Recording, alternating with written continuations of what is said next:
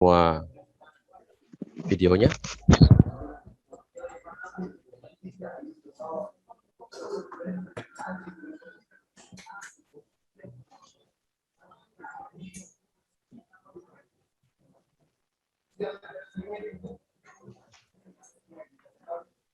Oke.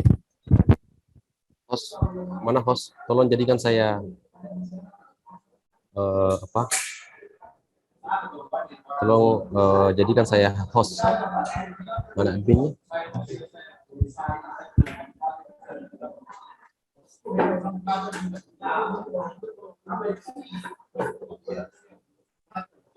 Mana admin? Admin, halo? Jadikan saya host.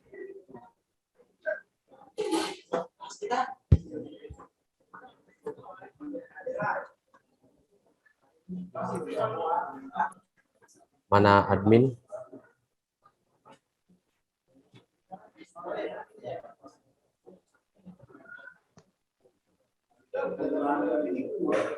Siapa hostnya Pak Awal?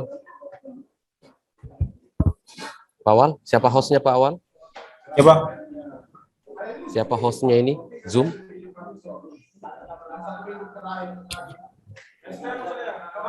Jadikan saya host. Yang host itu Pak Iswahyudin. Pak Iswahyudin mana Pak Iswahyudin? Pak Iswahyudin? Halo, Pak Iswahyudin? Pak Is. Makanya jalankan videonya karena jangan sampai kita anggap kuliah ternyata saudara tidak ada di belakang layar.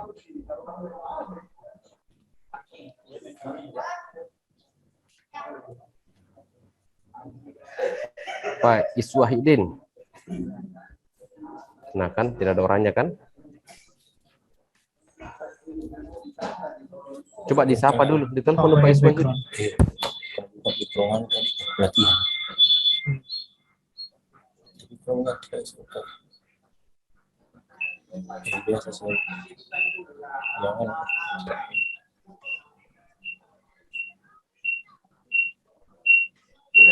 Pak Iswahyudin.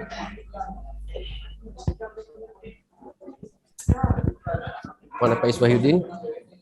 Siapa? Jadikan saya host, Pak. Siap. Mau dijadikan host ini. Siapa? Itu yang dosen.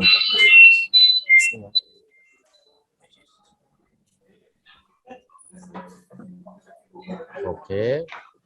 Jadi pertama bahwa izin perkuliahan kita itu saya rekam nanti dalam channel YouTube untuk mempermudah mahasiswa bisa melihat kembali materi yang disampaikan. Lalu kemudian bahwa saya berharap semua dinyalakan videonya untuk apa? Untuk saya bisa mengetahui bahwa saudara yang pertama tetap dalam keadaan mengikuti perkuliahan.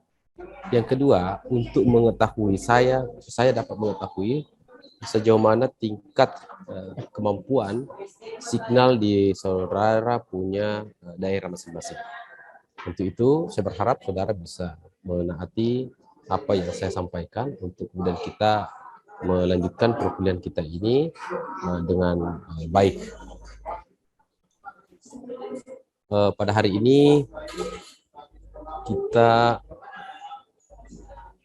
memasuki terkait dengan filsafat yang lebih khusus akan lebih banyak pada filsafat hukum.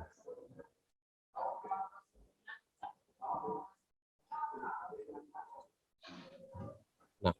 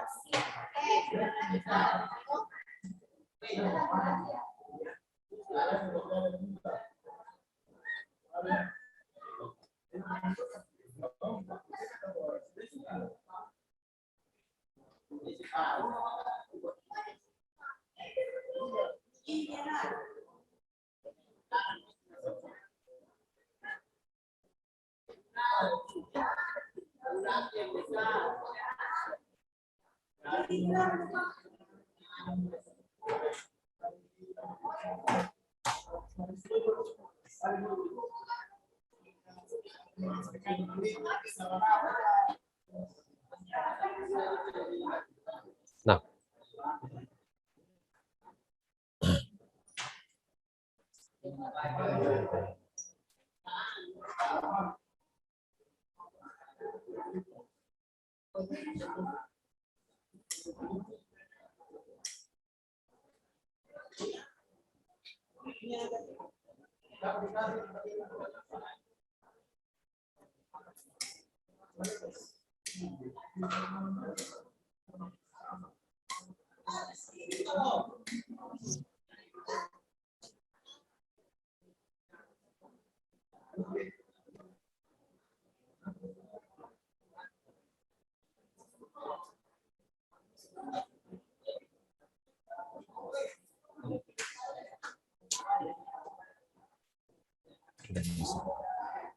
oke, baik, kita mulai. Bismillahirrahmanirrahim. Assalamualaikum warahmatullahi wabarakatuh.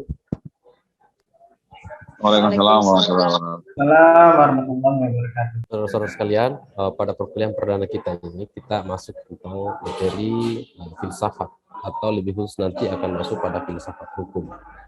Pada prinsipnya, apa yang saya ingin utarakan pada kesempatan ini, saudara-saudara sekalian, adalah ini hanya mencoba untuk merefresh kembali ingatan kita terkait dengan pelajaran-pelajaran kita yang terkait dengan mata kuliah filsafat di waktu semester atau di waktu S1 kita. Bahwasanya di hampir semua perkuliahan di level S1, begitu juga S2, itu cenderung untuk kemudian kita mempelajari tentang filsafat. Nah, olehnya itu kemudian, hari ini saya tidak mencoba untuk menyampaikan secara doktrinal terkait materi yang saya sampaikan ini, tapi mencoba untuk mengupas, mengingatkan kembali bahwa dulu kita pernah mengikuti namanya filsafat ilmu atau filsafat hukum di mata pelajaran di bangku kuliah S1. Nah, untuk itu kemudian tentu yang pertama yang saya sampaikan kepada saudara-saudara sekalian, bahwa pada perkuliahan kita ini sebagai suatu keharusan untuk kemudian kita mengikuti perkuliahan ini, maka yang pertama saya mau katakan bahwa terkait dengan jadwal, saya berharap tetap jadwal kita adalah pada pukul berapa tadi ya, pukul 2 kalau tidak salah, pukul 1 itu. Hanya karena memang saya tiba-tiba baru datang dari luar kota, saya baru tiba ini dari Takalar, sehingga kemudian saya minta tadi kepada ketua tingkat mungkin atau humasnya kelas ini, bahwa kalau boleh saya sudah makan jam 3, sudah jam 4 tidak mulai perkuliahan kita ini. Nah, tentu ini kemudian saya mau maaf karena memang situasinya seperti itu, oleh karena tidak banyak hal yang harus saya, apalagi selaku ketua prodi yang begitu banyak harus saya emban, sehingga kemudian hal-hal yang sifatnya menguras waktu itu bagi saya adalah sesuatu hal yang biasa-biasa saja, selama itu adalah sesuatu yang disepakati oleh mahasiswa dengan dosen. Yang kedua adalah pada perkuliahan kita ini, saya lebih cenderung, bahkan semua mata kuliah saya ajarkan kepada saudara-saudara sekalian, saya lebih cenderung mengajarkan kepada saudara-saudara sekalian itu adalah sekaitan mendiskusikan apa yang materi saya sampaikan, sehingga kemudian ada sebuah model di mana kita dapat melakukan suatu diskusi yang sifatnya memang terarah pada materi. Nah, yang kedua adalah saya mengapresiasi apa yang menjadi saudara dalam perkuliahan ini. Saya mengapresiasi pada mahasiswa yang lebih aktif memberikan bantahan-bantahan terhadap materi yang saya sampaikan, satu, memberikan pertanyaan pada materi yang saya sampaikan, dua, memberikan kritik konstruktif pada materi yang saya sampaikan. Jadi kira-kira bayangannya bahwa saya tidak terlalu mengapresiasi mahasiswa yang sami'na wa ta'ana. Maksudnya apa yang saya sampaikan, ya iya saja begitu. Yang pasti asal bos senang atau asal Pak dosen senang. Enggak, itu di luar daripada nalar saya. Saya lebih cenderung senang kalau kemudian saudara memposisikan saya sebagai subjek yang objek, dosen adalah subjek, saudara mahasiswa adalah subjek, yang objek itu adalah materi yang disampaikan dan tentu kita mendiskusikannya. Mengapa? Karena memang itu yang kita harapkan di dalam proses perkuliahan ini. Yang selanjutnya adalah, itu saya berikan apresiasi nilai tinggi, yang memberikan suatu masukan-masukan, bantahan, dan seterusnya. Yang kedua adalah, saya berharap bahwa pada setiap perkuliahan itu dinyalakan videonya. Karena mengapa? Kita ini adalah kuliah, namanya kuliah Zoom. Zoom itu ada videonya, Pak. Beda halnya kalau kita kuliah chat WhatsApp atau voice record. Kalau voice record itu saja biasa mengajar tidak pakai muka, pakai suara saja. Itu boleh saja. Itu mungkin yang paling penting saudara harus pahami, untuk kemudian setiap dosen tentu memiliki sebuah khas di dalam memberikan sebuah materi dan memberikan suatu penilaian. Materi mata kuliah ini tentu itu adalah, saya ulangi kembali, bahwa mata kuliah ini sesungguhnya adalah mata kuliah yang sesungguhnya Anda sudah telah melalui. Hanya kemudian memang perlu saya sampaikan bahwa terkait dengan materi perkuliahan kita ini, itu bagaimana saudara-saudara sekalian mensinkronkan dengan disiplin ilmu yang saudara jadikan calon untuk Anda, disiplin calon untuk jurusan saudara. Kalau misalnya saudara nanti lebih cenderung pada pidana, maka tentu kita bermuara pada bagaimana mencari titik-titik falsafah daripada pidana itu. Kalau misalnya kita bermuara pada pidana, maka tentu falsafah pidana, tata negara, dan falsafah tata negara. Di setiap kehidupan kita itu adalah berawal daripada sebuah falsafah.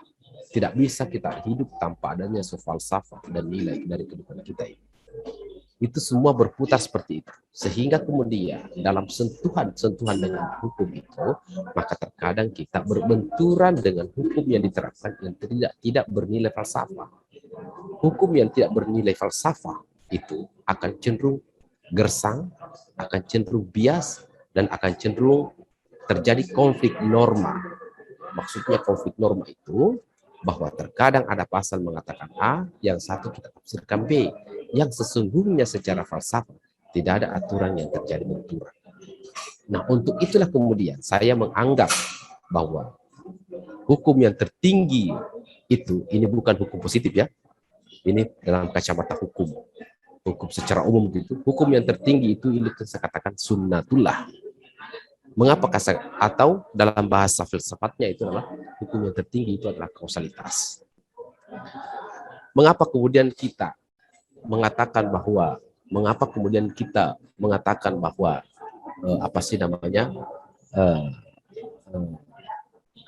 itu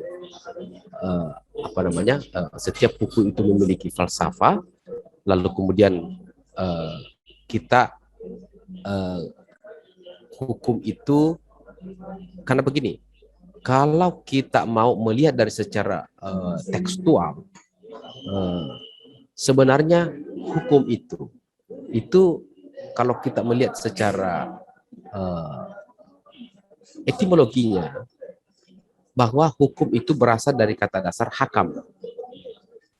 Hakam, akam, atau hukmun. Hukmun itu hakam, akam, hakam, hukmun itu hakim. Jadi tolong apa namanya, supaya kita agak lebih enak mengkaji lebih filosofis, lebih dalam, maka hukum, hakam, hakim. Jadi sebenarnya hukum itu hakim. Maaf, ada Pak siapa? Ada Pak Jufri pakai baju polisi. Hukum itu bukan polisi gitu loh. Hukum itu bukan jaksa. Itu secara, maaf, ini secara kata. Berarti hukum itu hakim. Tetapi hakim yang dimaksud itu siapa? Di semua kita ini adalah hakim. Saya, dosen adalah hakim, memberikan nilai kepada mahasiswa. Berat juga Pak ya, timbangannya untuk memberikan nilai kepada mahasiswa. Bagaimana coba membedakan Pak Jufri dengan Ahmad S, Awaludin, coba bagaimana? Itu berat. Hakim kepada diri saya sendiri, hakim dan hakim itu sendiri, polisi adalah hakim, jaksa adalah hakim, mahasiswa adalah hakim, orang tua adalah hakim. Itu maksudnya kira-kira. Tetapi dalam konteks hukum dalam negara kita, hukum yang paling tinggi itu adalah hakim. Makanya tidak boleh dikatakan orang bersalah sebelum adanya putusan hakim. Makanya diduga terus. Mungkin biasanya siapa sih namanya ya? Oh, Ibu Reni ya. Makanya Bu Reni mungkin biasa dengar diduga apa tersangka ya. Ibu Reni itu bahasa tersangka itu maksudnya tak kusangka, tak kuduga, itu bahasa-bahasa waktu SMA Ibu gitu. Itu bahasanya begitu, tak kusangka, tak kuduga. Makanya dalam bahasa hukum dikatakan tersangka. Sebenarnya ada bahasa-bahasa tak kuduga gitu. Kira-kira begitu. Jadi oke. Nah, ketika kita berada pada suatu teks hukum, hakam atau hakim, maka tentu kita sudah harus mampu membedakan yang mana hukum, yang mana undang-undang, yang mana rule tertulis rule, yang mana restat, yang mana apa sih ya, yang mana law. Itu mungkin kita mengatakan bahwa itu sama, tapi maaf, dalam konteks kejadian dilahirkannya itu tidak ada sesuatu nama yang terlahir tanpa makna filosofi. Tidak ada.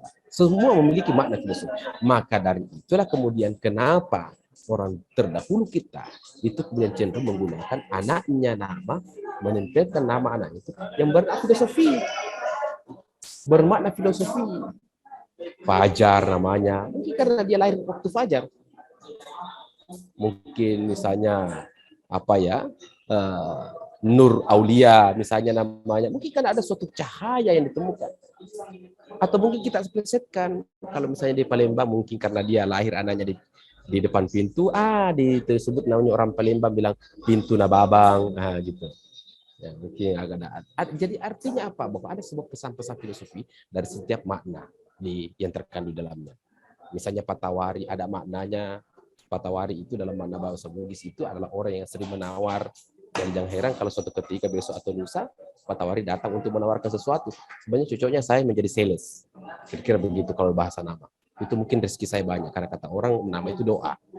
Nah, kalau saya tiap hari itu menawar, Patawari itu menawar, orang yang suka menawar. Nah, begitu. Nah, kita kembali kepada hukum tadi. Nah, maka dari itu, saudara-saudara sekalian, lebih cenderung maka di Malaysia itu menggunakan namanya Fakultas Perundang-undangan. Mari kita coba belajar filsafat itu, menghilangkan doktrin, menghilangkan kita punya keyakinan malah sampai situ, menghilangkan sebuah kita lahir kemudian memposisikan diri sebagai sebuah kesadaran full untuk mencari sebuah makna kebenaran. Nah, kalau di Malaysia menyebut namanya Fakultas Perundang-undangan. Kalau kita namanya Fakultas Hukum. Kalau kita tarik tadi Fakultas Hukum, berarti sesungguhnya itu adalah prodi ilmu hukum. Kata sederhananya, prodi ilmu hakim. Kan gitu. Prodi ilmunya hakim. Jadi yang kita pelajari adalah hakim. Nah, kalau di Malaysia tidak. Prodi ilmu perundang-undangan. Undang-undang kehakiman ada. Kejaksaan ada, kepolisian ada, dan seterusnya. Nah, pertanyaannya, kadang kita memplesetkan dan kadang kita sedikit senyum-senyum di kulum atau mungkin bertawa besar. Kenapa orang Malaysia kalau ngomong begitu kayak aneh-aneh? Justru kalau kita mau kembali kepada kita bahasa, justru dia lebih benar bahasanya daripada kita. Paling kita diajak, kenapa orang Malaysia bilang fakultas hukum ya? Maksudnya hakim saja yang dipelajari di sana, tidak belajar tentang sekolah polisian, tidak belajar tentang jaksa hakim, padahal sebenarnya kita belajar tentang itu, hanya saja kemudian istilah yang digunakan itu yang berbeda. Nah, selanjutnya adalah pada posisi seperti itu. Nah, sekarang kita belajar, kita kembali kepada itu hukumnya, filsafatnya. Filsafatnya adalah bahwa sesungguhnya seperti yang kita katakan, filsafat itu adalah terbagi atas dua kata, itu philo dan sophia. Philo itu artinya cinta, dan sophia itu adalah kebijaksanaan. Philo itu adalah cinta, sophia atau sophie itu adalah kebijaksanaan. Sophie itu kebijaksanaan bisa juga dimaknai sebagai sebuah kebenaran, kebijakan yang sebenar-benarnya, yang sebaik-baiknya, atau lawan daripada yang salah. Nah, disinilah kemudian terkadang kita terjadi yang namanya benturan kebenaran. Nah, untuk kemudian mengukur yang namanya, yang pertanyaannya, yang manakah yang dimaksud kebenaran dalam konteks tadi, mari kita tengok teorinya Aristoteles. Aristoteles itu menyebutkan ada 3 yang dimaksud dengan kebenaran. Jadi kan tadi filsafat itu cinta kebenaran. Pertanyaannya kemudian yang mana yang kebenaran itu gitu. Nah, kebenaran yang menurut Aristoteles adalah ada kebenaran koherensi. Kebenaran koherensi itu berkesesuaian antara pernyataan dan kenyataan. Itu koheren. Koheren. Istilahnya kira-kira ya. Jadi untuk menguji suatu peristiwa, maka ujilah berdasarkan kebenaran. Ada kebenaran digunakan dengan menggunakan koherensi. Pernyataan sesuai dengan kenyataan. Oke. Nah, ada kebenaran yang kedua yang menurut Aristoteles adalah kebenaran korespondensi. Kebenaran korespondensi. Kebenaran suatu pernyataan, maksudnya bukan pernyataan kita ya, suatu pernyataan terhadap kita, terhadap suatu pernyataan yang diperoleh, atau mungkin suatu pernyataan yang diperoleh adalah sesuai dengan kenyataan. Pernyataan orang lain yang kita peroleh pada saat diuji sesuai dengan kenyataan. Gitu, sesuai kenyataan. Contoh misalnya saya mencontohkan, kalau Ibu Reni pernah ke Mamuju, Bu Reni? Hah? Baik, coba Bu Reni. Gitu. Hah? Pernah, Pak, pernah. Pernah ke Jakarta ya? Pernah, Pak. Belum? Pernah, Pak, pernah. Ada kayak belum pernah ke Jakarta di sini? Coba jujur kita kan mencari kebenaran, Pak. Pernah ke ibu kota daripada Amerika itu apa sih? Iya. Ya, ibu kota Amerika. Washington DC. Washington. Anda kenal yang namanya patung di sana itu? Patung Liberty? Liberty? Anda pernah dengar? Pernah. Ibu Reni pernah dengar? Pernah dengar? Pernah. Di mana itu patung Liberty? Di Amerika? Amerika. Pernah Anda ke Amerika? Belum pernah. Belum pernah. Mengapa Anda yakin bahwa patung Liberty itu ada di Amerika? Lihat dari berita, Pak. Informasi-informasi. Ya. Oke. Itu yang dimaksud dengan kebenaran korespondensi. Sehingga kita harus berhati-hati dengan kebenaran korespondensi, karena bukan kita yang lihat. Kalau beritanya salah, apakah Ibu Reni bisa benar? Berita salah, maka Ibu Reni juga akan bisa dipastikan salah. Begitu maksudnya, korespondensi. Disinilah insting para penyidik, insting para para peneliti untuk tidak serta-merta menerima sesuatu pernyataan seseorang tanpa dia uji dengan kevalidan daripada suatu pernyataan tersebut. Untuk itu, dalam konteks kita sebagai mahasiswa, tidak bisa serta-merta kita menggunakan suatu teori tanpa kemudian kita melihat siapa itu yang bicara, siapa yang berteori, latar belakangnya apa, di mana asal usulnya, di mana bukunya, betul nggak sumbernya dari situ, kira-kira begitu. Kalau tidak, maka kesalahan yang kita lakukan akan bisa berbias pada turun-temurunnya kesalahan yang kita lakukan sampai generasi ke-10. Itu yang dimaksud dengan kebenaran korespondensi. Korespondensi itu sama waktu kita SMA. Halo, Madama, iyo. Selamat malam. Dari mana? Dari Bu Reni. Dari mana? Makassar. Bisa nggak saya memutar lagunya Peter Pan? Boleh, pertanyaannya. Ibu Reni kan yang menelpon langsung Peter Pan? Tidak, melalui koresponden orang yang diminta. Pada saat terputar, betul, Peter Pan betul. Dia putar, kepala di kaki, kaki di kepala. Berarti kan benar. Nah, ketika kemudian kesalahan yang kita sampaikan kepada operator atau pada radio, itu bisa saja salah akan dia putar nantinya pada saat kita mau mendengarkan dan lain yang diminta ada Peter Pan, ada pas diputar ternyata Roma-Rama. Itu kesalahan. Nah, itu yang dimaksud dengan kebenaran korespondensi. Semoga saudara-saudara sekalian bisa mencatat dan memahami itu. Karena suatu saat nanti di setiap pertemuan itu akan ada suatu komunitas untuk menguji sejauh mana tingkat penerimaan mahasiswa di setiap pertemuan kita, konsekuensi daripada kuliah Zoom. Yang selanjutnya adalah kebenaran yang ketiga menurut Aristoteles adalah yang disebut dengan kebenaran apa sih? Kebenaran pragmatis. Kebenaran pragmatis ini itu adalah kebenaran yang melihat daripada segi asas manfaat. Dilihat dari segi asas manfaat. Apa maksudnya dari segi asas manfaat? Bahwasanya segala sesuatu itu benar. Segala sesuatu itu benar jika sesuatu itu ada manfaatnya. Ya, biar pesawat terbang diciptakan, kalau hanya tujuannya untuk menabrak orang, itu juga salah. Biar kemudian kita intinya ada suatu kebenaran, ada manfaat. Jadi segala sesuatu diciptakan tapi ternyata itu tidak bernilai manfaat, itu adalah salah menurut kebenaran tiga yang disebutkan.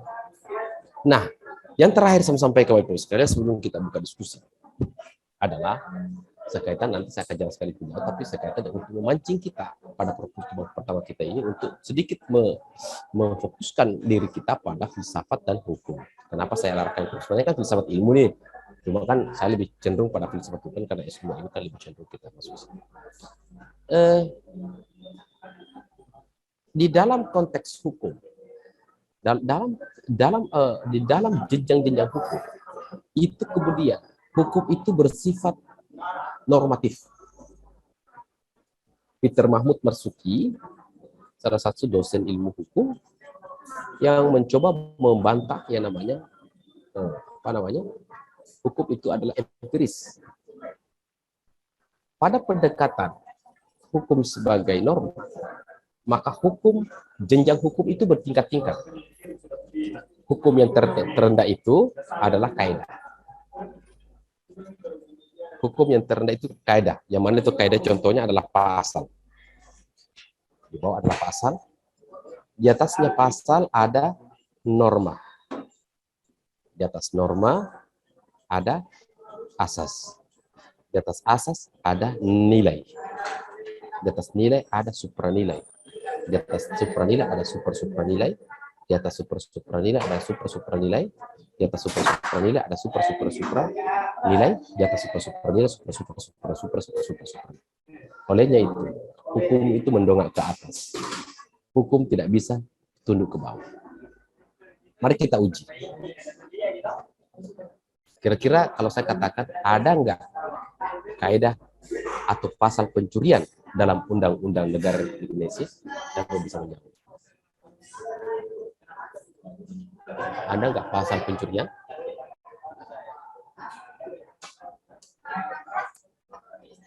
Bu Reni, ada pasal pencurian? Hanya bertanya ini. Bertanya jangan terlalu dipikir macam-macam. Maksudnya bertanya apa adanya saja. Sejauh ada Anda Pak. Ada pasal pencurian? Pasal pencurian. Ada Pak. Iya, saya tidak minta disebutkan ya, tapi ada atau tidak? Pak Is Wahyudin ada? Kalau saya ada, tidak Pak ada, Is? Pak. Oh, tidak ada. Mengapa tidak ada?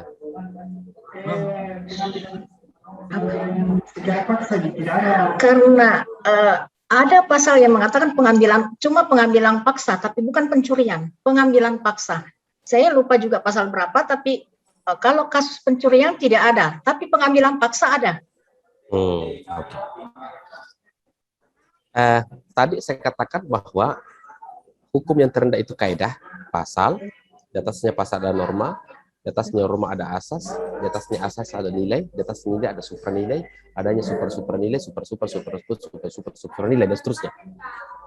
Itu hukum harus menolak ke itu. Saya katakan, adakah pasal pencurian? Kita pasti tidak bisa menemukan pasal tentang pencurian. Yang ada adalah barang siapa yang mengambil barang milik orang lain. Beda kan? Atau sama? Mengambil barang milik orang lain, mungkin ada yang mengatakan pencurian? Ya, pencurian. Oke, itu pencurian ya. Mengambil barang milik orang lain, pencuri. Tapi, apakah semua pencuri diputar lagi? Kalau mengambil barang milik sendiri, itu pencurian juga. Tapi mengapa tidak ditegaskan dalam undang-undang? Atau mungkin pertanyaannya adalah, mengambil barang milik orang lain dengan pencuri, apa sama? Sama atau beda? Mengambil barang milik orang lain secara tidak hak, itu adalah kaedah pencurian. Maaf, itu namanya kaedah, itu namanya kaedah. Itu namanya pasal. Tetapi norma pencurian. Normanya pencurian. Ini bicara akademik ya. Maaf, ini kita dalam lingkup berkuliah ini, kuliah kita ini. Jangan bawa dulu pikiran ke ranah praktis. Karena praktis saya katakan tadi, kalau kita masuk ke ranah praktis pasti kita akan berdebat banyak. Kita mencoba untuk menempatkan kaedah-kaedah ilmu itu pada penempatannya. Yang mana kaedah, yang mana norma, yang mana asas, yang mana nilai. Nah, kaedah pencuri, kaedah atau pasal tentang mengambil barang milik orang lain itu ada. Tetapi itulah yang disebut dengan norma pencurian. Norma itu ada norma adat. Oke, mari kita uji. Norma adat, norma agama, norma hukum, norma masyarakat ada. Banyak kan norma. Apalagi norma tetangga juga ada kan begitu. Semua pasti mengatakan tidak enak rasanya diambil milik kita. Semua pasti mengatakan. Inilah karena semua norma ada asli istiadat, norma agama, semua mengatakan tidak enak kalau diambil milik kita. Itulah sehingga lahirlah yang namanya pasal tentang tidak boleh mengambil barang milik orang lain. Nah, normanya seperti itu, kaidahnya seperti itu. Bapak Ibu sekalian, tugas kita di S2 adalah bagaimana mencari norma di setiap pasal. Saya ulangi, Bapak Ibu sekalian, di level S2 ini mencari norma, cari asas, cari nilai di setiap pasal. Itu. Kalau Bapak Ibu masih bertengkar pada wilayah pasal, maka tidak ada ubahnya dengan kita belajar di S1. Kalau kita masih berdebat pada pilih pasal, masih kita berdebat. Maka dari itulah kemudian mengapa di dalam praktik penyelidikan dan penyidikan itu selalu senantiasa dihadirkan oleh saksi ahli. Itu. Saksi ahli itu tidak perlu saksi ahli ditanya tentang pasal. Jangan disuruh saksi ahli itu berbicara dan menghafal yang namanya pasal. Itu tugasnya penyidik, tugasnya tugasnya jaksa, tugasnya pengacara. Tapi tanyalah saksi ahli itu terkait apa norma daripada sebuah pasal. Untuk itu, saudara-saudara sekalian, pada level S2 inilah Itu yang diharapkan untuk menggali apa makna daripada setiap pasal-pasal yang ada pada Perundang-Undangan Republik Indonesia. Itu yang kita harapkan. Lain lagi misalnya kalau kita masuk pada level S3. Kalau level S3, kalau S2 tadi kita mencari tentang norma dan asas, maka di level S3, insya Allah kalau saudara tamat S2, maka Anda ditugaskan untuk mencari apa asas dan nilai, supranilai daripada sebuah teori. Untuk itu di S3 itu terkadang kita diarahkan untuk membantah teori, atau ikut dengan teori, atau kemudian mengkonstruksi teori. Itu yang dimaksud dengan konstruksi teori, dekonstruksi, dan rekonstruksi. 3 aspek. Di level S3. Tapi boleh saja dengan kuliah kita ini saudara bisa paham bahwa beginilah auranya S1, S2, S3. Tiba-tiba saudara-saudara sekalian dalam tesis nanti saudara mau angkat terkait dengan saudara mau angkat terkait dengan judul yang terkait dengan mengkonstruksi, membantah teorinya Lawrence Friedman, membantah teorinya, itu boleh saja. Atau mendukung teorinya Lawrence Friedman, boleh saja. Contoh, yang mana yang saya maksudkan, kita mencoba untuk mendukung atau menambah, mengkonstruksi teorinya orang. Contoh, teori sistem hukum yang kita kenal Lawrence Friedman. Teori sistem hukum, Lawrence Friedman ngomong pertama, kira-kira begini. Dia bilang, katanya Lawrence Friedman, saya bahasa sederhananya, bahasa sorenya ini tidak boleh terlalu keras bahasa kalau sore-sore begini, apalagi saya lihat muka-muka Bapak Ibu ini kan sudah bisa dipahami. Lawrence Friedman bilang begini, kalau Bapak mau tegakkan yang namanya hukum, ada 3 faktor katanya. Ada 3 sistem hukum. Yang pertama, substansi, aturan. Yang kedua adalah struktur, penegak hukumnya. Yang ketiga adalah kultur, masyarakatnya, kebiasaannya. Oke, ada 3. Jadi Lawrence Friedman mengatakan kalau saudara mau menegakkan hukum, maka ada 3 faktor bisa ditegakkan dan tidak bisa ditegakkan. Yang pertama adalah substansi aturannya, yang kedua adalah struktur atau penegak hukumnya, yang ketiga adalah kultur atau masyarakatnya. Nah, sekarang kita lihat. Datang Sachitro Harjo. Dia coba untuk menambahkan pandangannya Lawrence Friedman. Kira-kira bayangannya begini, kalau dia ketemu ya ini kan tidak ketemu itu. Laki-laki 2 tidak ketemu itu. Dalam Pak Lawrence Friedman, saya sepakat dengan pandangan saudara. Kira-kira begitu dalam bahasa-bahasa seandainya dia berakrab.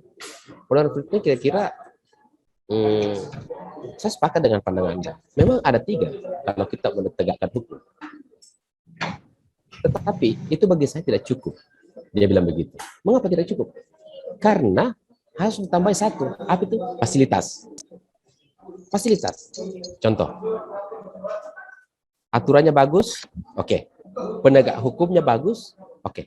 Masyarakatnya bagus, tapi ketika ada pencuri, lebih bagus motornya pencuri daripada fasilitas yang dimiliki oleh katakanlah polisi. Bisa nggak polisi menangkap yang namanya pencuri? Tentu tidak bisa. Agak susah. Yang satu pakai motor RGR, Pak polisi dikasih motor Mio. Nggak bisa, Pak. Lahirlah kemudian Sachitro Harjo. Tambahi 1 untuk lengkap itu 3. Apa satunya katanya? Tambah yang dimaksud dengan fasilitas atau sarana prasarana. Kalau sarananya prasarana, Pak, biar sejenggo apapun penyidik dan kemudian ada jaksa hakim. Kalau sarana prasarananya tidak memadai, yakin hukum itu tidak mampu ditegakkan. Itu menurutnya gitu. Nah, yang terakhir adalah datang lagi almarhum Profesor Dr. Ahmad Ali mengatakan, bahwa saya sepakat itu. Kalau ada 3, ada substansi, ada struktur, ada kultur.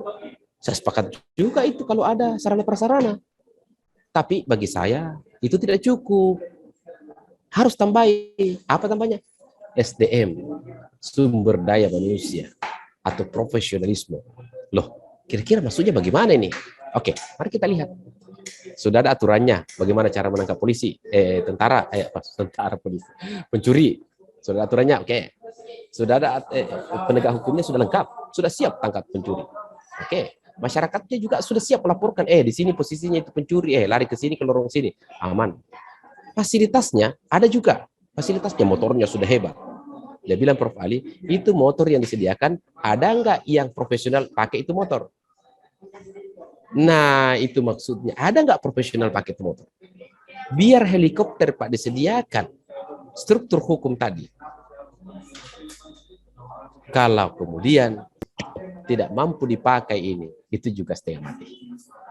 Nah, dari 3 pendapat tadi itu, siapa tahu pada kesempatan ini, di mahasiswa angkatan 2021 ini, juga bisa menemukan suatu konsep minimal menambah 1, 2, 5 pandangan tadi.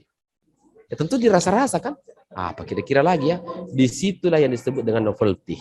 Disitulah yang dimaksud dengan keahlian, disitulah yang kita harapkan di dalam perkuliahan kita ini, saudara-saudara sekalian dapat menemukan suatu konsep baru dalam penegakan hukum. Kalau itu saudara dapatkan, langsung jempol saudara. Tapi pertanyaannya, di mana bisa didapatkan? Tentu melalui proses yang namanya penelitian. Diteliti dulu. Nah, diteliti inilah kemudian melahirkan namanya tesis. Banyak hal yang perlu sebagai pengantar untuk perkuliahan hari ini saya harus sampaikan kepada Bapak Ibu sekalian.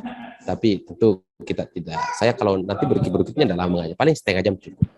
Saya lebih banyak memberikan ruang kepada saudara-saudara sekalian untuk memberikan tanya jawab. Untuk itu saya serahkan kepada saudara untuk memberikan tanya. Silakan, Pak.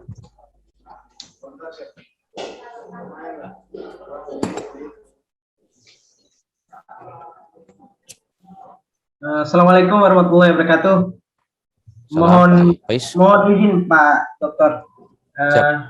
Mungkin saya masih awam masalah hukum karena latar belakang ilmu saya kan di tata ruang, tapi setiap di praktek untuk kegiatan praktisi saya kan praktisi tata ruang, konsultan tata ruang. Yang saya baca itu terkait masalah mungkin sederhana saya, cuman mungkin saya yang belum paham terkait hukum yang sehat dan hukum yang sakit. Saya mohon mungkin di mata kuliah ini mungkin bisa dijelaskan filsafat tentang hukum yang sakit dan hukum yang sehat itu seperti apa. Terima kasih. Saya juga baru mendengarkan itu. Mungkin karena Anda berlatar belakang non hukum menyampaikan kepada saya berlatar belakang hukum, tapi saya juga tidak baru menemukan. Yang pasti hukum yang sehat adalah hukum yang tidak sakit, kan begitu kira-kira gambarannya. Iya, Apa ya? Tapi saya mencoba untuk menangkap maksud saudara bahwa saya yang dimaksud mungkin daripada pendekatan hukum sehat itu adalah banyak faktor. Maksudnya adalah yang pertama adalah hukum itu efektif. Ya, kalau hukum tidak efektif, maka tentu hukum itu tidak sehat. Apa faktor kenapa hukum itu tidak efektif? Hukum itu tidak sehat adalah bisa saja karena hukumnya jelek, begitu. Bisa saja karena hukumnya tidak bagus. Bisa saja pada konteksnya tidak bagus. Contoh, bagus sekali Pak. Saya sangat sepakat sekali yang namanya undang-undang pornografi, pornoaksi contoh misalnya kan kita karena pendengar ya. Saya sepakat sekali itu hukum bagus sekali Pak. Pertanyaan kemudian, apakah mungkin diterapkan itu di Papua? Nah, di sana kita punya saudara, Pak, itu lebih cenderung di pedalaman sana itu menggunakan koteka. Berarti pertanyaannya adalah hukum yang jelek atau masyarakat yang jelek? Kalau kita katakan masyarakat yang jelek, Pak, terpaksa kita berperang lagi antara teman-teman di sana kan? Tidak boleh. Nah, itulah kemudian kenapa kemudian hukum itu diterapkan dalam hierarki peraturan perundangan, Pak.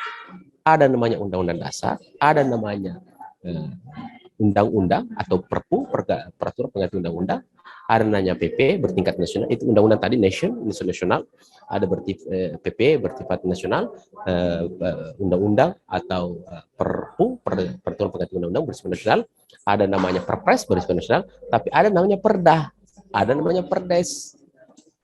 Ada hukum yang tidak boleh, tidak cocok, tidak bisa kita katakan bahwa tidak. Sebenarnya bagus itu undang-undang, tapi tidak cocok dijadikan sebagai hukum secara nasional. Maksud dari undang-undang pornografi, pornoaksi itu, kalau pornoaksi katanya itu barang siapa yang sederhananya ya, orang yang menggunakan pakaian di bawah dada, di atas lutut, itu pornoaksi. Kalau ada orang pakai turun-turun sedikit di bawah dadanya, naik sedikit atas lutut, itu pornoaksi, bisa kena itu, bisa dikena sanksi dia. Persoalannya itu bagaimana kalau itu diterapkan di Papua? Nggak bisa. Karena memang masyarakat dari tahun gajah sampai tahun Toyota, Pak. Orang di sana memang menggunakan koteka. Nah, ternyata kita koteka setelah kita melihat, karena saya pernah lihat namanya koteka langsung, Pak, ini bukan kebenaran korespondensi ya, kebenaran koherensi. Saya melihat langsung orang pakai koteka, ternyata barang itu saja yang ditutup. Nah, ketika ditanya mereka, kenapa pakai baju begitu? Emangnya kau yang disusahi? Emangnya dari nenek saya memang sudah pakai baju begini. Kami ke pesta pakai baju begini. Kita makan kenyang pakai begini. Mandi pakai begini. Kemudian kita merasa nyenyak tidur pakai begini. Justru tidak enak rasanya kalau dia pakai celana. Sekarang demi undang-undang kita mau hilangkan mereka atau apa? Nah, itulah kemudian perlunya ada suatu hukum yang bersifat lokal. Itulah peraturan daerah. Nah, kira-kira konstruksi hukumnya adalah bagaimana supaya hukum itu sehat atau efektif adalah undang-undang berbicara tentang undang-undang pornografi secara umum, tetapi secara khusus diatur dalam peraturan daerah masing-masing. Contoh, peraturan daerah tentang syariat Islam boleh, peraturan daerah tentang pornografi di daerah tersebut boleh. Di Papua, di Makassar mengatakan tidak boleh pakai busana di atas lutut di bawah dada, boleh, tapi jangan coba-coba pakai di boleh itu, tapi itu jangan dipakai di Papua. Karena kapan dipakai Papua, Pak? Tidak ada hukum yang sehat kalau itu dipakai di Papua. Nah, saya kira seperti itu, Pak Iswahyudin. Terima kasih. Yang lain, Pak, silakan. Atau ada tambahan?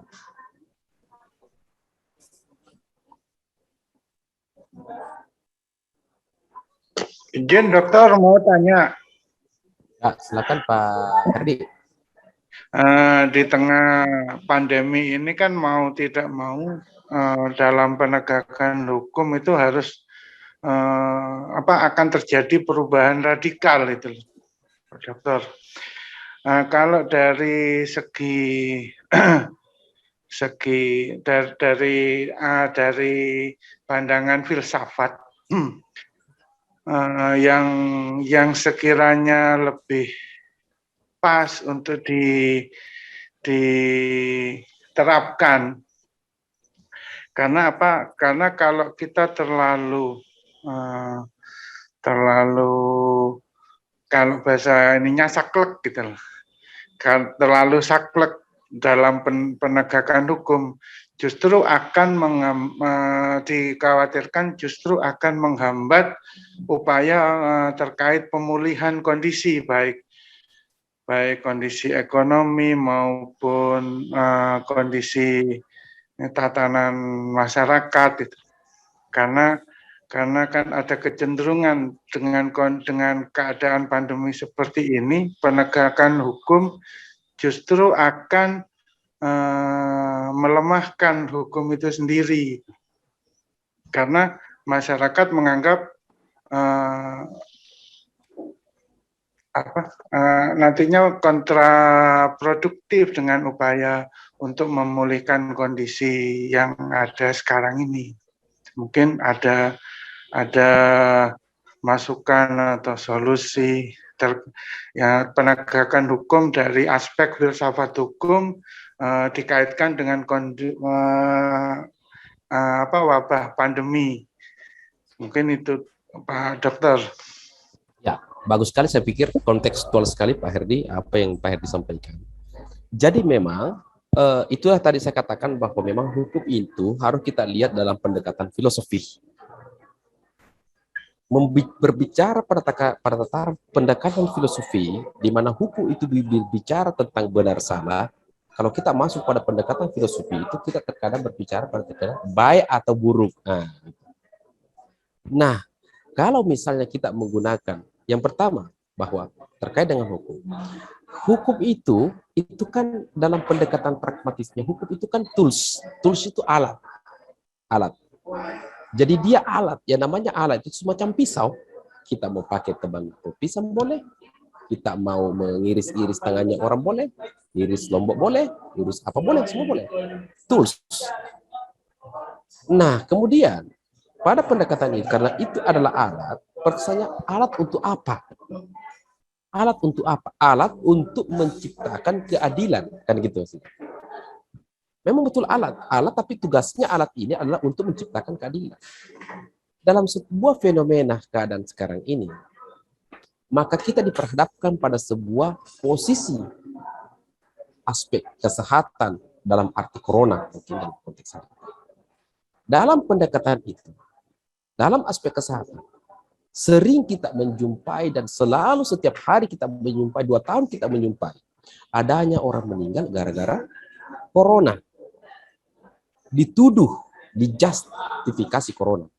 Dalam konteks hukum mengatakan, jangan pernah coba-coba orang dituduh corona kalau Anda tidak pernah melakukan visum. Nah, bagaimana caranya ini corona mau divisum, Pak? Tidak bisa orang dituduh, ini pendekatan hukum. Tidak bisa orang dikatakan corona, Pak, kalau tidak ada visum dulu. Nah, bagaimana mau divisum? Alat visumnya saja tidak lengkap, tidak mampu kita mendeteksi. Nah, ini benturan-benturan seperti itu lah kemudian sehingga kita berada pada sebuah filsafat melihat sesuatu yang bijaksananya. Pemerintah harus bijaksana, aparat COVID juga harus bijaksana, masyarakat harus bijaksana, para orang yang terlibat dalam situ untuk melihat sesuatu itu secara bijaksana. Maksudnya daripada berpikir bijaksana itu adalah melihat sesuatu itu yang baik. Nah, kegaduhan-kegaduhan yang terjadi selama ini karena terjadi suatu benturan antara versi ilmu hukum dan versi ilmu kesehatan. Ini yang berat untuk dilakukan. Untuk itu bagi saya, pertanyaan ini bagi saya tidak pernah mampu saya jawab apa yang harus dilakukan. Tetapi bagi saya bahwa segala sesuatu persoalan yang muncul di permukaan kita, maka kita harus kembalikan kepada akar ilmu pengetahuannya untuk melahirkan suatu putusan-putusan atau kebijakan yang dikeluarkan oleh pihak yang berwenang. Dari aspek kesehatan, kita harus dudukkan bersama, betulkah corona ini harus dimurnikan pada aspek kesehatan. Tidak bisa kita campur adukkan dengan persoalan ekonomi, persoalan politik, persoalan apa. Dudukkan untuk melahirkan suatu kesimpulan. Demikian juga pada pendekatan hukum. Dudukkan hukum itu sebagai sebuah alat untuk melahirkan suatu keadilan, supaya kemudian betul-betul di era corona ini kita dapat memberikan hukuman kepada pihak masyarakat secara berkeadilan. Nah, pertanyaannya, yang manakah yang dimaksud keadilan? Menurut Profesor Dr. Ahmad Ali almarhum mengatakan, kalau mau mengetahui yang mana adil, tanya orang yang diadili. Adilkah baginya atau tidak? Maksudnya bagaimana, Prof? Waktu itu saya masih kuliah, sama beliau diajar langsung beliau. Maksudnya bagaimana, Prof? Orang yang dihukum itu tanya, kamu dihukum 5 tahun, terima atau tidak? Gila atau tidak? Pasti dia, kalau dia mengatakan saya tidak terima, lah cari alasannya. Alasannya apa? Saya tidak terima, Pak, karena saya hanya mencuri sapi di penjara 5 tahun. Itu tetangga saya 5 triliun, 5 miliar. Tapi hanya penjara 3 tahun. Di situ kira-kira. Di situ kira-kira aspek hukumnya untuk menjawab tujuan daripada tools atau hukum ini. Nah, untuk itu kebijaksanaan bagi saya itu adalah kembalikan kepada akar ilmu pengetahuannya untuk kemudian menemukan benang merah di mana persoalan ini muncul. Dan kembali kepada akar ilmu pengetahuan. Sebagai saya, hanya teman-teman di kampus yang bisa menemukan itu. Seperti sekarang ini, hanya teman-teman kita yang ada sekarang ini bisa berbicara tentang akar ilmu pengetahuan. Mengapa? Karena kita kuliah ini adalah melepaskan label, melepaskan doktrin, melepaskan kita punya titel, melepaskan semua. Bahkan saya sendiri tadi mengatakan, diri saya pun hari ini saya lepaskan sebagai dosen. Dalam arti kita berdiskusi, saya subjek, saudara subjek, objek yang utama adalah materi yang kita sampaikan pada hari ini. Saya kira seperti itu, Pak Heru. Terima kasih.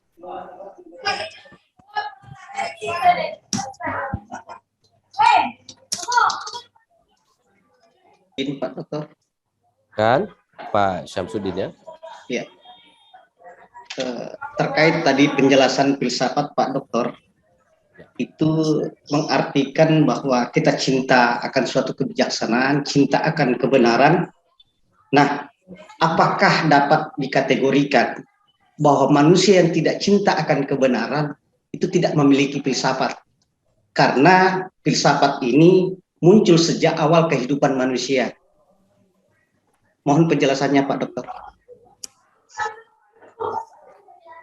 Akan sesungguhnya kita ini tidak memiliki filsafat.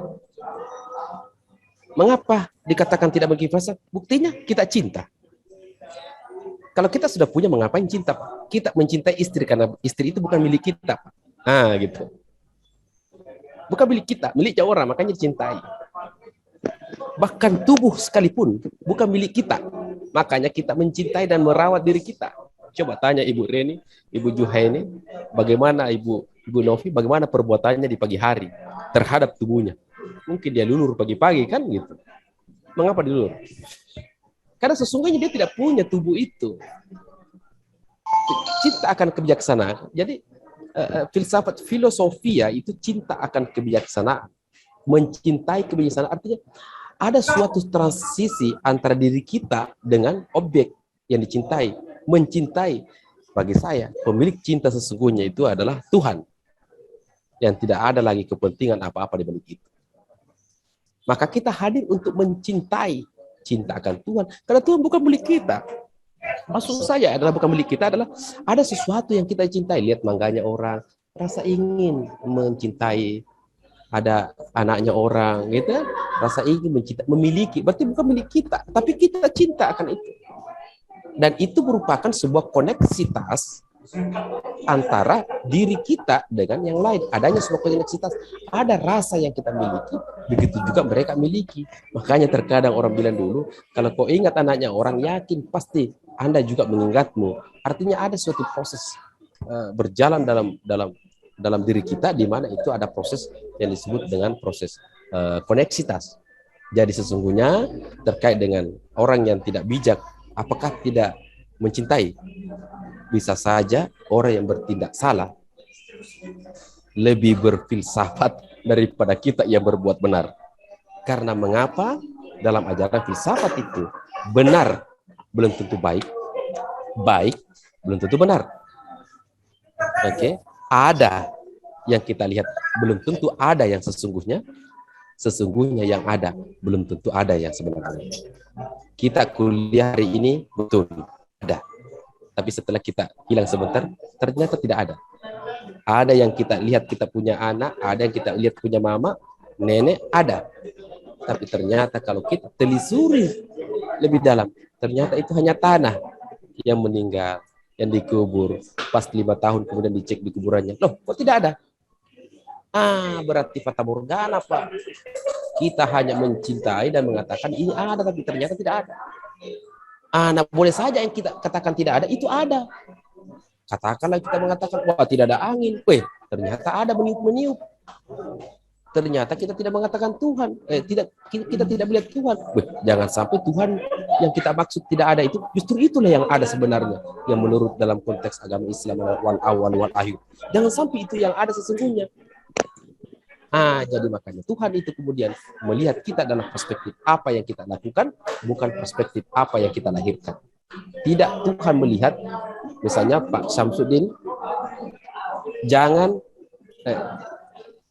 pada pendekatan ini Tuhan tidak akan pernah bertanya mengapa Pak Syamsuddin mengambil magister hukum. Saya yakin tidak pernah Tuhan bertanya begitu, tapi yakin dan pasti Tuhan akan bertanya di kemudian hari, bagaimana caranya Pak Syamsuddin mendapatkan gelar magister hukum. Tuhan tidak pernah bertanya sama Pak Tawari, mengapa engkau menjadi dosen? Tapi Tuhan pasti bertanya adalah, bagaimana caranya Pak Tawari mengajar? Pak Tawari memberikan nilai. Disogok ke mahasiswa pakai kopi susu, disogok ke mahasiswa pakai ini sehingga dapat nilai. Itu yang pasti epistemologi, itulah kemudian akan pasti dicari nanti di kemudian hari. Epistemologi, cara, bukan sebuah hasil. Saya kira begitu Pak Syamsuddin. Terima kasih banyak. Terakhir lagi kalau masih ada satu, silakan sebelum kita tutup. Ya, terakhir Pak dari saya. Pak Ahmad, silakan Pak Ahmad. Begini Pak, saya mau terpesona juga dengan berbicara tentang filsafat, apalagi tentang hukum, ilmu hukum yang mungkin teman-teman yang lebih paham, sudah paham. Saya di sini hanya orang, katakanlah orang masyarakat pada umumnya. akan haus tentang pengetahuan kalau berbicara hukum jika kita tidak kasar. Nah, yang saya mau tanyakan hari ini, kita berbicara di negara kita saja, khusus Indonesia, kita sudah banyak produk-produk hukum, tapi negara kita ya begitu-begitu saja. Nah, yang saya mau garis bawahi bahwasanya langkah-langkah seperti apa sih yang perlu digenjot ke depan agar nama hukum di Indonesia kita ini bisa lebih wow lah, lebih tegas lagi dari sebelumnya. Karena kalau mau bicara tentang hukum dari hierarkinya masih perlu dibenahi kayaknya persatu. Apalagi masuk di ranah pemerintahan, baik itu mungkin ada penerapannya di situ sistem hukumnya berbaur dengan prolegnas, ada juga yang namanya dengan prolegda. Nah, kemudian masyarakat kita ya ini kemana? Ini produk hukum ini untuk para penegak hukum atau orang-orang yang konglomerat saja. Sementara masyarakat ya nggak tahu sih. Ya mungkin saya butuh masukan dari Pak Dokter. Sekian, terima kasih Pak. Yang pertama bahwa kita sudah punya modal besar. Punya modal besar pada dalam konstruksi negara kita itu memang jelas memasukkan di dalam konstitusi kita bahwa negara Indonesia itu adalah negara hukum. Gitu. Tapi jangan Anda berteriak di depan teman-teman sospol, teman-teman kesehatan, bos, ini negara punya negara hukum. Jangan, nanti lagi benturan sosial kita. Kita harus antisipasi. Yang pasti sudah contoh negara kita. Dokter. Ya oke, baik. Sebentar saya kasih kesempatan. Nah, terus kemudian dalam pendekatan itu, karena negara kita itu adalah negara hukum, maka sekarang bagaimana konstruksi itu? Yang pertama seperti itu. Proses pembentukan hukum itu ada dua jalannya. Yang pertama melalui LSM, hukum itu diusulkan ke DPR, melalui pemerintah daerah diusulkan kepada DPR, atau melalui DPR sendiri melalui inisiatif untuk DPR. Nah, hukum ini berarti logikanya hukum itu dibuat oleh para bapak-bapak yang ada di DPR sana. Berarti dengan demikian, maka produk hukum itu akan bisa menjadi suatu produk hukum yang baik ketika para penggagas, para peramu, para penyusun undang-undang itu, produk hukum itu dimasukkan dalam Pemperda atau dimasukkan prolegnas, itu baik. Nah, sekarang pertanyaan, sebelum saya jawab itu, sebelum kita masuk ke situ proses tadi itu, sekarang syarat menjadi anggota DPR gimana? Syarat anggota DPR itu minimal SMA, kan gitu. Nah, inilah kemudian saudara-saudara sekalian yang diharapkan untuk menjadi penyusun daripada peraturan itu. Nah, sekarang pertanyaannya, bagaimana kemampuan kita? Bagaimana kita bisa, bukan meragukan ya, tapi bagaimana menemukan suatu dalil bahwa teman-teman yang memang latar belakangnya alumni SMA diserahkan untuk menyusun undang-undang, produk hukum. Tentu saudara bisa menjawab. Tentu hasilnya bagaimana, baik atau buruk. Saudara bisa menjawab. Saya tidak berani menjawab. Karena ada juga baik, ada juga buruk. Nah, katakanlah misalnya, seandainya jawabannya itu adalah buruk, maka itulah hasil, itulah kemudian hukum itu yang dijadikan sebagai panutan dan sebagai pedoman masyarakat. Nah, bagaimana bisa kita menjalankan pedoman ini, sedangkan pedoman itu adalah tidak begitu baik bagi orang-orang yang membentuknya. Jadi, secara cita dasar negara kita sudah bagus, tetapi prosesnya bagi saya tidak baik. Nah, bagaimana solusinya? Bagi saya, solusinya dalam produk pembentukan perundang-undangan, memang mau tidak mau harus dihadirkan para ahli, para ilmuwan untuk menyusunnya. Saya ulangi, untuk menemukan suatu produk hukum yang baik, maka harus dihadirkan ahli untuk menyusunnya. Contoh, ketika perda sampah, contoh ya, perda sampah yang mau dibikin, yang pertama hadirkan orang lingkungan untuk menyusun draft, hadirkan ahli hukum untuk menyusun, hadirkan orang sosial untuk menyusun. Kalau perda tentang investasi dan penanaman modal, hadirkan ahli hukum, hadirkan orang sosial, hadirkan orang ekonomi.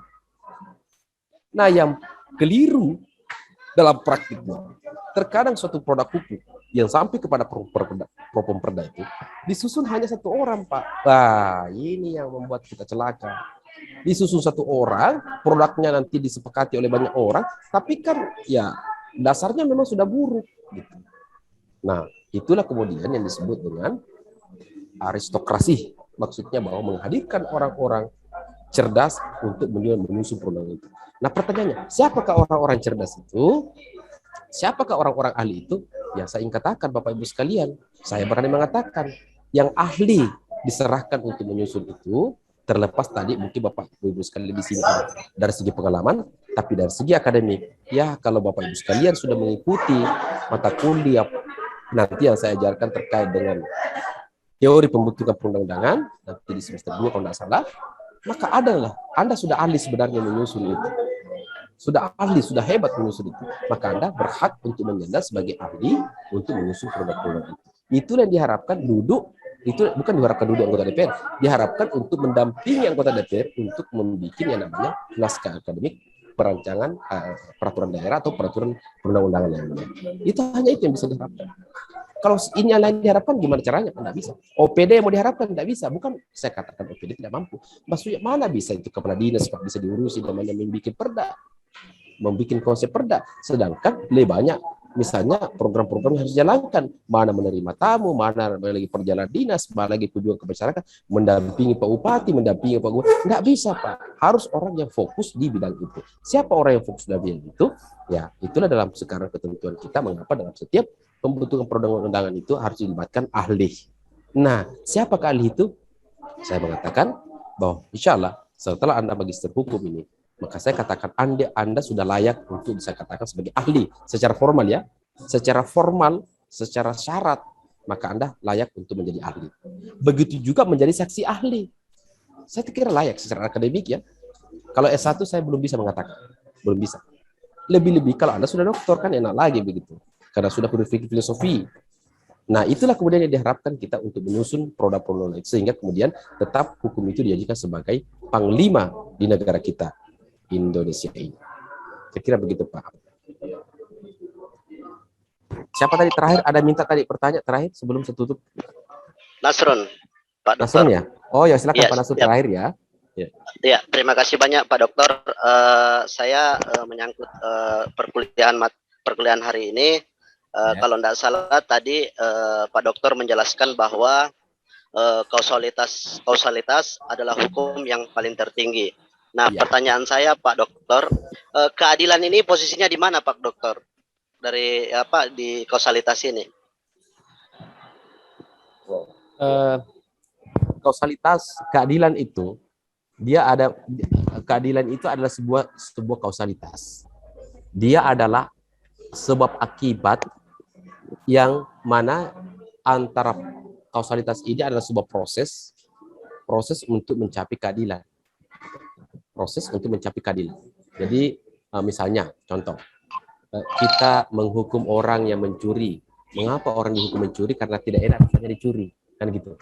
Normanya, mengapa orang ditangkap kalau mencuri? Karena kita sendiri pencuri sekalipun kalau dicuri Pak, pasti tidak enak rasanya.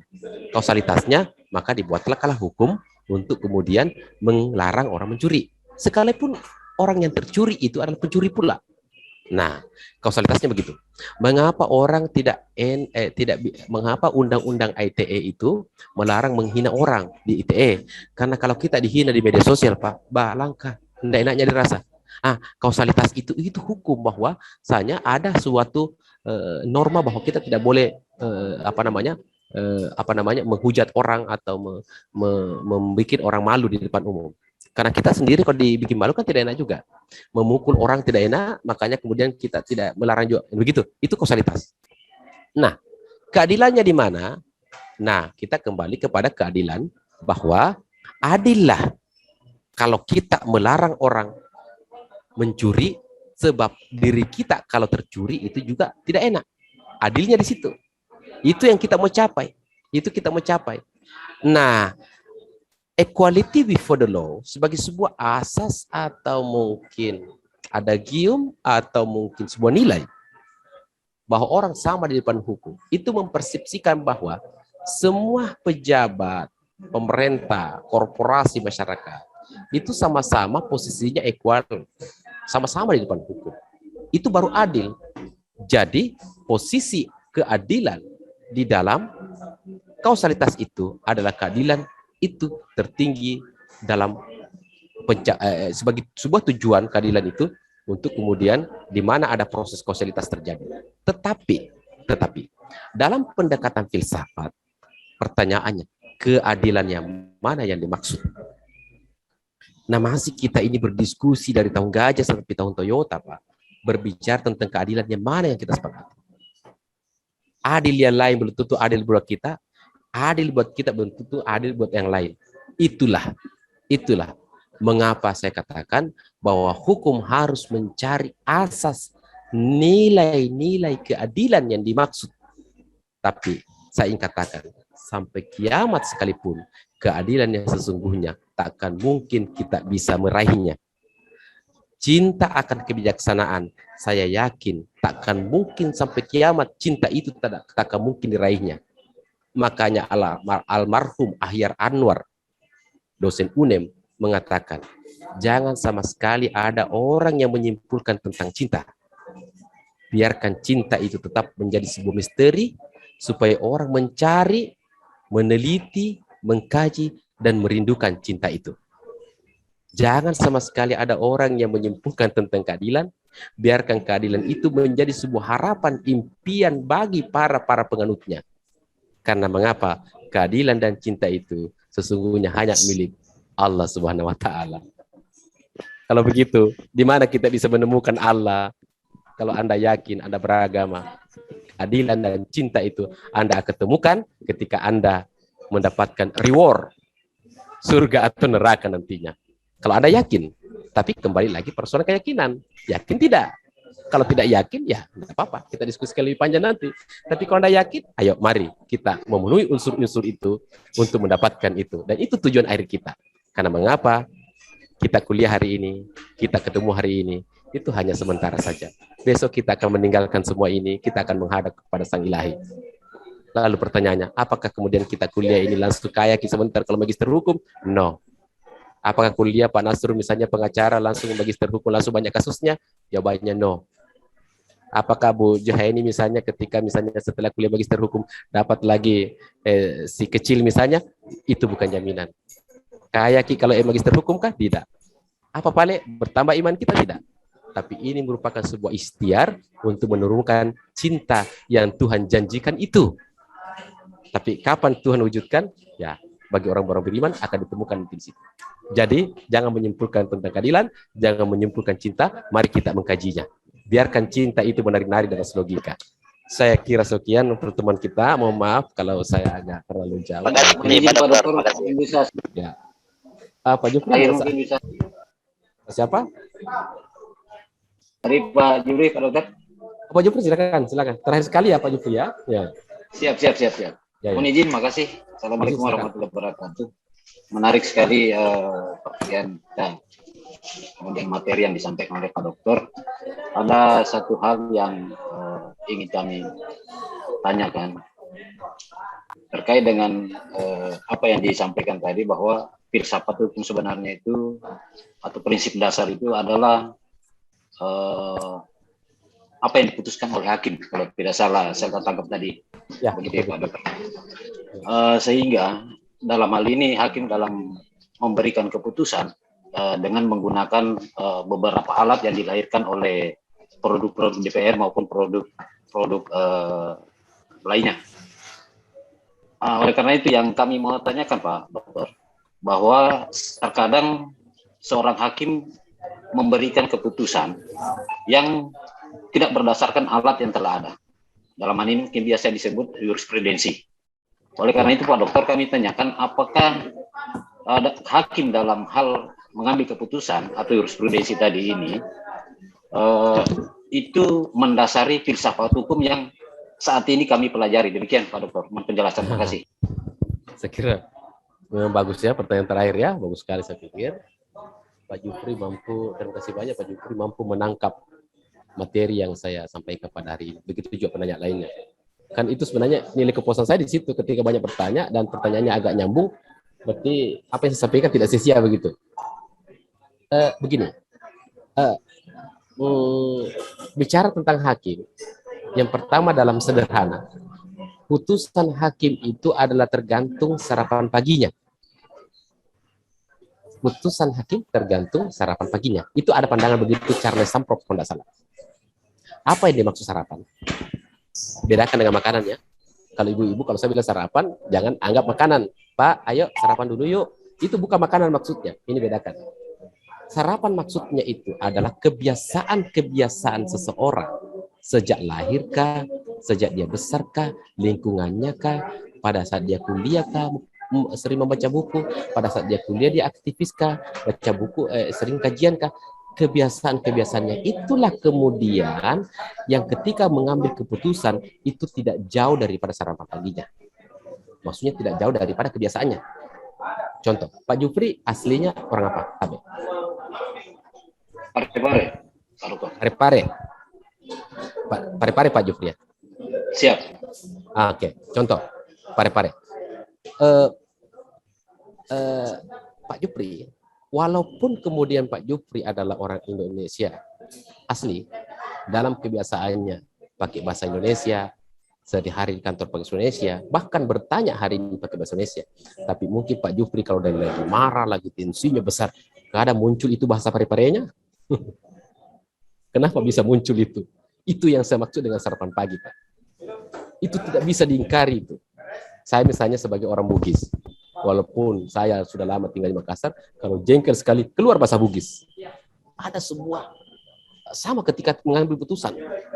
Kalau misalnya kita terlatih dengan jurus-jurus taekwondo, ketika kita diserang karena sarapan pagi kata taekwondo, ada musuh datang pasti kita pakai jurus taekwondo, gitu. Karena sarapan pagi di situ.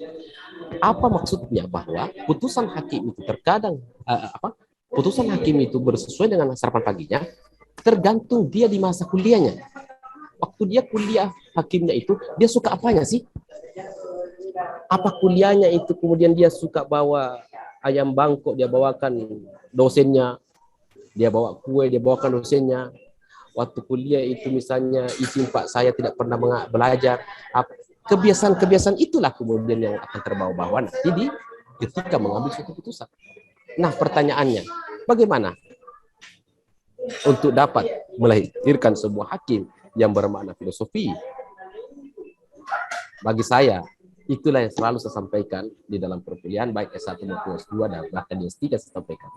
Bahwa tolong pelajari itu namanya filsafat hukum, pelajari itu namanya bahasa hukum, pelajari namanya logika hukum, tambah kamus, itu saja buku yang kita baca. Untuk kemudian utamanya pada filsafat hukum, karena hanya orang-orang yang bisa memahami sebuah falsafah, nilai, untuk kita bisa melahirkan suatu putusan yang bernilai. Saya ingin mengatakan bahwa terkadang dalam setiap masalah yang muncul, orang tua di kampung yang tidak pernah sama sekolah sama sekali, tidak ada titel sama sekali, tapi terkadang dia lebih falsafah mengambil suatu putusan daripada anaknya yang sekolah sampai dokter. Pertanyaannya, di mana bisa didapat itu? Tidak pernah sekolah filsafat, tidak pernah diajar sama Pak Tawari filsafat hukum, tidak pernah. Karena dia dari sejak kecil memang terjaga secara baik untuk memperbaiki dia punya alam pikiran, sarapan paginya, untuk kemudian dia tetap melahirkan suatu putusan yang berfilsafat. Jadi makanya kemudian Prof. Ali itu menambahkan yang namanya hukum, psikologi hukum. Ada juga pengaruhnya itu psikologi hukum dalam menentukan perkara. Nah, yang terakhir saya mau sampaikan ke Bapak Ibu sekalian, itu bedakan, ada juga pendapat tentang putusan hakim itu tergantung makanannya. Nah, itu ada juga itu. Ada tadi sarapannya, kebiasaan. Makanan yang masuk di mulut. Kira-kira bayangannya kalau pesan-pesan Ustaz, ya kalau anak kita selalu kita kasih hal-hal yang mubah, halal atau haram, kira-kira itu juga lah kemudian hasil yang kita dapatkan anak itu. Kalau hasil yang kita dapatkan anak itu memang barang yang tidak berberkah, kira-kira begitu juga nanti hasilnya anak kita. Ini terkait dengan makanan.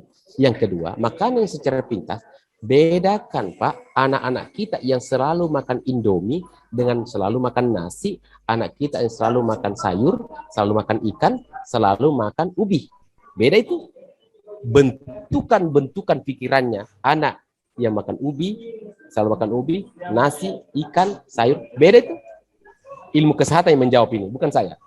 Dan bedakan anak-anak yang maaf Ibu, apa ya bahasanya? Menyusui, mungkin bahasa halusnya. Yang menyusui 2,5 tahun dengan anak yang menyusui hanya 1 bulan. Ini ilmu kesehatan yang menjawab dan ilmu agama yang menjawab. Ilmu agama yang mengatakan susuhilah anakmu 2,5 tahun kalau saya tidak salah, mau dikoreksi. Ilmu kesehatan mengatakan asupan gizi yang paling sempurna untuk anak-anak adalah ASI. Jadi Bapak Ibu sekalian, kalau mau menguji sejauh mana tingkat kemampuan kita bernalar untuk menjadi hakim dan menjadi orang yang cerdas, kalau masih hidup orang tua, coba ditelepon di kampung. Mak, dulu mak, waktu saya menyusui, berapa bulan saya disui. Kalau dia mamanya, nak, waktu itu nak, tiba-tiba 2 bulan kemudian diambil sama nenekmu, saya menyusui 1 bulan.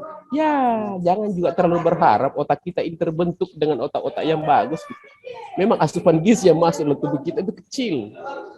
Jangan dipaksakan lah untuk bisa terlalu cerdas, sedangkan asupan gizi yang masuk, ASI yang masuk dalam tubuh kita itu kecil. Artinya itu pendapat, itu pandangan. Bisa saja kan banyak anak-anak yang lebih, tapi itu kan itu yang lebih terukur gitu. Ya mungkin kalau misalnya ada anak-anak tidak pernah dapat ASI, hanya mendapatkan formula misalnya, tiba-tiba cerdas menjadi olimpiade, ya mungkin kebetulan ketimpa rezeki saja itu cerdas begitu. Karena tidak bisa diukur tingkat, tidak bisa diilmiahkan begitu. Tapi ada. Saya kira seperti itu Bapak-Ibu sekalian. Nanti kita akan kembangkannya. Saya berharap saudara-saudara sekalian tidak puas dengan apa yang saya sampaikan, karena saya hadir bukan menjadi pemuas buat Bapak-Ibu, tapi tentu apa yang saya sampaikan itu dicatat baik-baik. Kalaupun ada yang keliru, tolong dikonfirmasi saya di kemudian hari. Insya Allah sihat kita akan ketemu lagi di kemudian hari. Sekian yang saya bisa sampaikan. Billahi taufiq wal hidayah.